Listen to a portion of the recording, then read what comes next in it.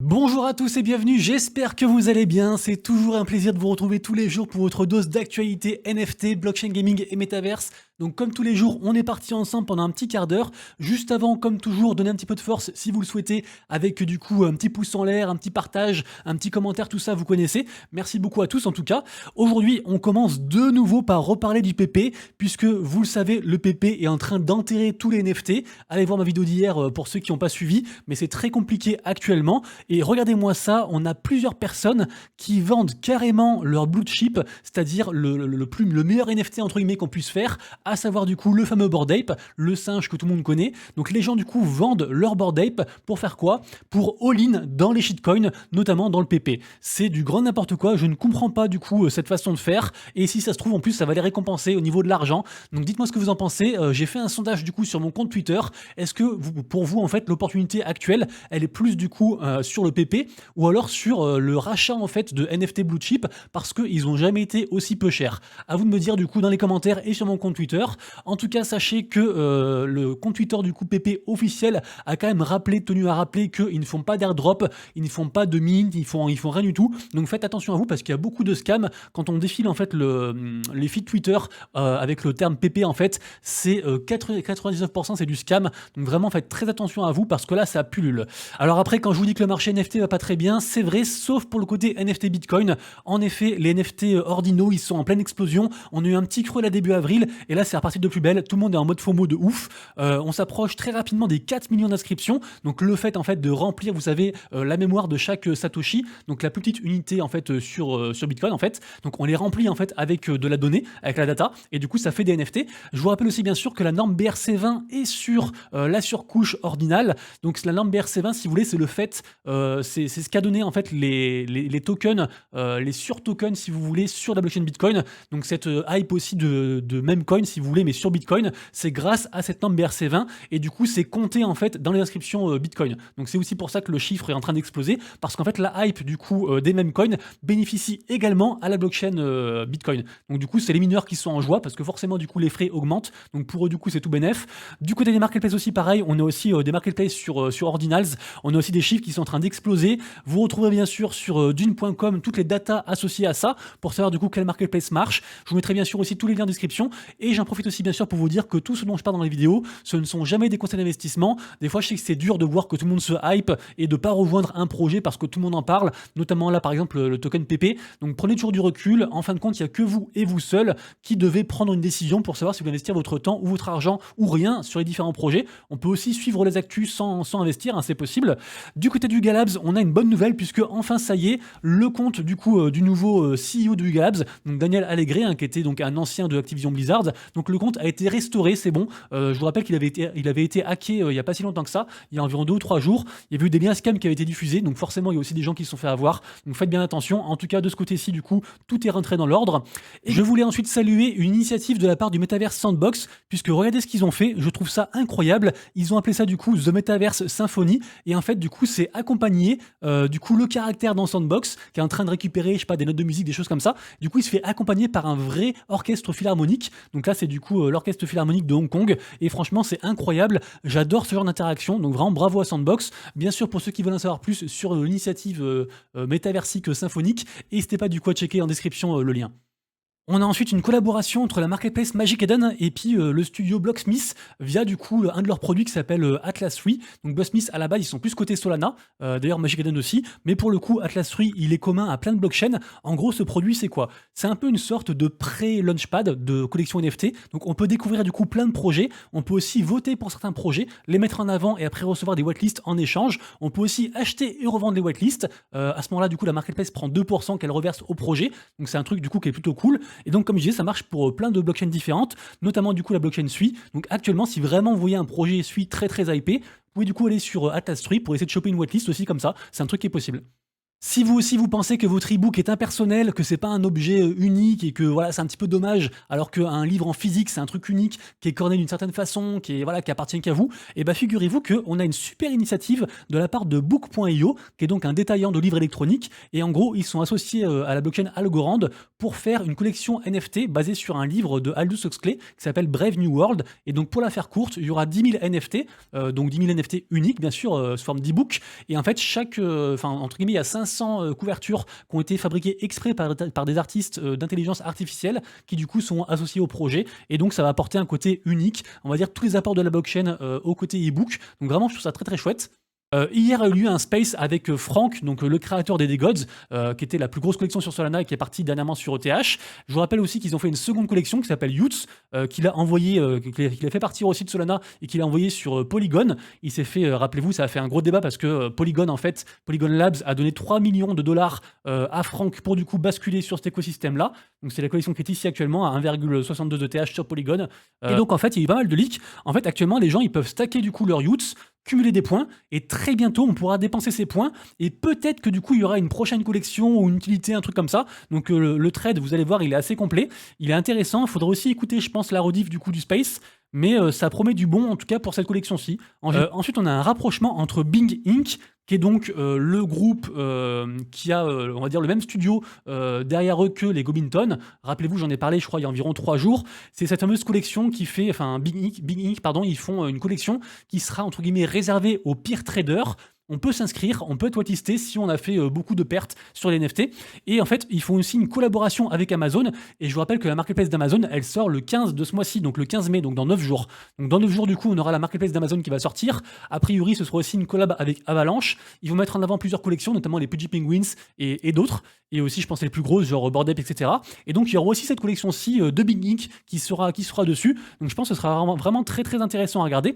Si vous êtes un ancien dans les NFT, peut-être que vous vous rappelez de la collection Onin Force. C'était une collection qui avait fait beaucoup parler à son lancement, qui avait explosé. Après, beaucoup de déceptions. Ils voulaient faire un jeu. Ils voulaient faire aussi des trucs avec 10KTF, mais ça s'est pas très, très bien passé. Enfin, bref. Du coup, la collection est un peu en galère depuis un bon moment, mais ça reste une bonne collection avec une bonne commu. Et du coup, voilà, ça a beaucoup baissé. Actuellement, on est à 0,63 ETH de floor price. Et en fait, ils ont annoncé potentiellement une dinguerie puisqu'ils sont partenaires avec HLV. HLV, en fait, c'est un studio, enfin, c'est une boîte qui accompagne les projets Web3 et notamment, ils ont accompagné Yuga Labs, ils ont accompagné Animoca Brands, Sandbox et plein d'autres qui ont bien réussi. Donc, du coup, peut-être une dinguerie à venir concernant cette collection-ci. NFA dur, bien sûr.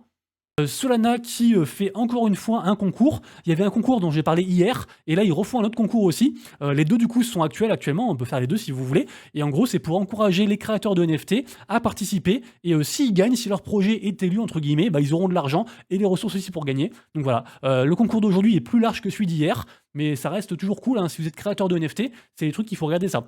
Petite information pour finir sur les news d'ordre général, vous le savez, sinon vous ne serez pas là, hein, les cryptos et les NFT sont en train de croître de plus en plus.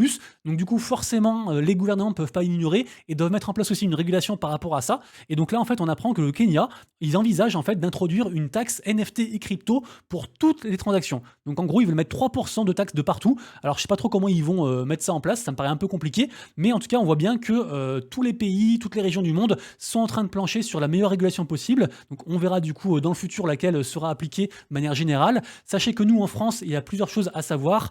Ceux qui savent pas trop, allez voir Waltio. C'est un truc qui vous aide pour vos déclarations. Mais en gros, il faut qu'on déclare tous nos comptes, genre Binance, etc., MetaMask, tout ça, comme étant des comptes à l'étranger. Sinon, je crois que c'est 1500 balles d'amende par compte non déclaré. Et ensuite, en fait, si jamais on fait un échange d'assets, soit crypto ou NFT contre de la monnaie fiat, donc euro, dollar, etc., et ben en fait, on doit déclarer du coup la plus-value, donc ce qu'on a gagné en plus. Et en gros, on est imposé à 30% dessus. C'est ce qu'on appelle la flat tax. Deuxième partie de la vidéo, les NFT à surveiller, les minutes du jour et puis aussi bien sûr l'état du marché. Le marché qui d'ailleurs est plutôt dans le neutre, voire le positif, parce que je vous rappelle que là le site que je regarde s'appelle CryptoSlam. Je vous mettrai le lien en description, hein, comme d'hab, il y est toujours de toute façon tous les jours. Et en gros, ce site ne prend pas en compte les données de Bitcoin ni de SUI. Bon, SUI c'est négligeable, mais comme j'ai dit juste avant, les NFT Bitcoin sont en train d'exploser. Donc en vrai, on est quand même bien en positif, ce qui est plutôt cool vu du coup toute l'attention portée au même coin. Bien sûr, comme tous les jours, vous retrouvez sur mon compte Twitter les mints les plus hypés selon moi de la journée, donc les mints du jour, également aussi ce qu'il faut surveiller. Aujourd'hui, en mint du jour, on a Paraverse, c'est un free mint d'un métaverse en réalité augmentée que j'aime beaucoup. On a Charmons NFT, j'ai trouvé l'image, enfin les artworks trop mignons, franchement c'est trop kawaii. C'est sur Arbitrum, c'est une petite collection, mais vraiment je voulais la partager parce que j'ai trouvé ça trop mignon, donc allez voir. Après je me suis un petit peu moqué, j'ai marqué les derniers espoirs pour la blockchain Sui au niveau NFT, parce que comme j'ai dit juste avant, pour l'instant il n'y a rien qui marche. J'ai beaucoup d'espoir dans Stork parce que c'est une très grosse commu. On a la public tout à l'heure à 20h sur le Clutchy, le Launchpad Clutchy, le Launchpad et Marketplace Clutchy, qui pour l'instant a tout fait bugger, a tout fait foirer. Donc vraiment j'ai de l'espoir que ça va marcher. On a aussi Foxys Sui, donc les renards du coup qui seront en public demain à 8h du mat. On a aussi Survivors, on a aussi Puck to Earn sur Blue Move. Il y a un second Launchpad qui marche mieux, qui s'appelle Blue Move sur Sui. Et on a aussi Occult ce soir-ci, pareil à 19h sur Blue Move. À surveiller bien sûr Melody Maker, c'est une des collections qui était les premières à chill le fameux token PP. Il y en a plein qui sont devenus riches grâce à ça, qui ont revendu le token et qui ont racheté du coup des NFT Melody Maker. Du coup là ils s'approchent tranquillement des 4 ETH. C'est vraiment un délire, il faut vraiment surveiller ce qu'ils font, c'est incroyable. On a Nakamingos qui baisse beaucoup, hein. Ils arrivent vers les 0,15 ETH, ça a beaucoup baissé, je pense que c'est un petit peu undervalue. On a toujours Mad Lads qu'il faut surveiller, hein, première collection sur Solana dont tout le monde parle, ceux qui sont à l'origine des fameux XNFT, c'est NFT qui intègrent du code, donc c'est vraiment un renouveau dans le monde des NFT. Bien sûr du coup la hype des meme coins occulte un petit peu leur succès actuellement, mais je pense vraiment que c'est un très gros truc. Et en plus dernièrement ils ont passé les royalties à 0,5% pour faire un test, et on a Armani qui est donc un des fondateurs de Mad Lads et du wallet Backpack qui est la même boîte en gros pour la faire courte, hein, qui du coup a teasé en fait une espèce d'histoire en fait de pierre d'infinité. Donc on sait pas trop où ça va, mais a priori il devrait y avoir du nouveau bientôt sur Mad Lads. On attend aussi bien sûr aussi les résultats du snapshot, donc ça devrait bouger. Mongs incroyable, ils sont arrivés à 0,35 ETH, personne n'y croyait, ça sort de nulle part, et pourtant ça marche, ça performe. Il y avait beaucoup de manipulation au début, mais là apparemment c'est en train de bien prendre et de bien marcher. Et on a aussi Artefact qui est de retour tranquillement aux 3 ETH malgré un très joli pump, donc dommage pour eux. On enchaîne ensuite avec Sui Ecosystem qui a été reporté et qui devrait aussi être minté aujourd'hui. Alors j'ai oublié de le rajouter à au mint du jour de mon tweet parce que du coup je m'en suis rappelé après. Mais ça aussi pareil, c'est un mint qui est réservé aux whitelistés, mais ça peut être du lourd. Pourquoi pas essayer de voir au secondary. Je sais qu'il n'y a que 1K NFT, donc en général du coup quand les collections ont du mal à avoir une petite supply, c'est plutôt cool. Et en parlant aussi de pierre d'affinité dont je parlais juste avant avec Mad Labs, je voulais faire la transition entre les deux, mais du coup je me suis foiré, j'ai mis des news entre, c'est pas grave. Il y a aussi du coup sur la plateforme Vivi Digital des pierres d'affinité de Marvel à vendre aujourd'hui pour les amateurs de collection. Voilà, n'hésitez pas du coup à checker tout ça.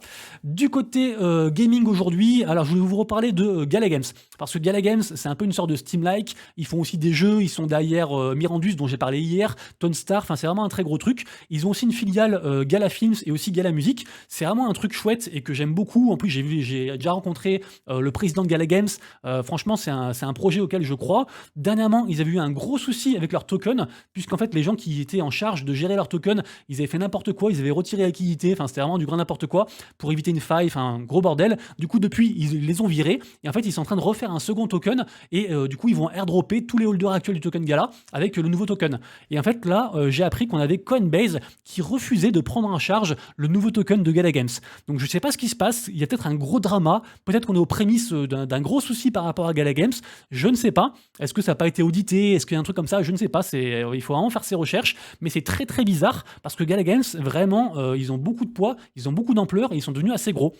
Information suivante, sachez que le jeu de cartes Cross Edges fait actuellement un tournoi, sauf que ce qui est marrant c'est que c'est un tournoi IRL, c'est un peu comme une sorte de LAN, ça se passe du coup à Thonon, donc du coup c'est cool je trouve de faire ce genre d'événement pour on va dire rencontrer la commu, resserrer les liens tout ça et mettre du physique là où il y a du digital entre guillemets, donc vraiment très cool. Et pour ceux qui veulent suivre ça, sachez qu'il y a 2 streams possibles qui sont accessibles. Le premier c'est celui de Thonon Gaming parce que du coup il y a plein de jeux différents qui vont être streamés pendant tout le week-end, et le second c'est bien sûr le compte officiel de Cross Edges. Je vous mettrai bien sûr les deux en description pour ceux qui veulent du coup checker tout ça, ceux qui veulent voir comment ça se passe. On a ensuite une annonce de partenariat entre le projet Defina, je vais vous dire ce que c'est après, c'est un très gros projet, et la marketplace Magic Eden. Donc en gros dans 10 jours Magic Eden servira de launchpad à ce projet là, donc on pourra acheter des NFT liés du coup au projet gaming. Et en fait Defina c'est vraiment un très gros projet, ils ont beaucoup d'investisseurs de renom à l'intérieur, donc on espère que ça va marcher, on verra tout ça du coup dans 10 jours.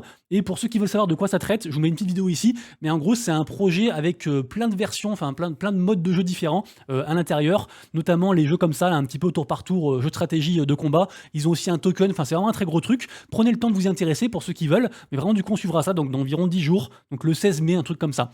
En parlant de gros projets très intéressants selon moi, malheureusement je peux pas le faire parce que en fait c'est un projet qui demande actuellement pour choper des whitelists de faire des likes, RT, etc.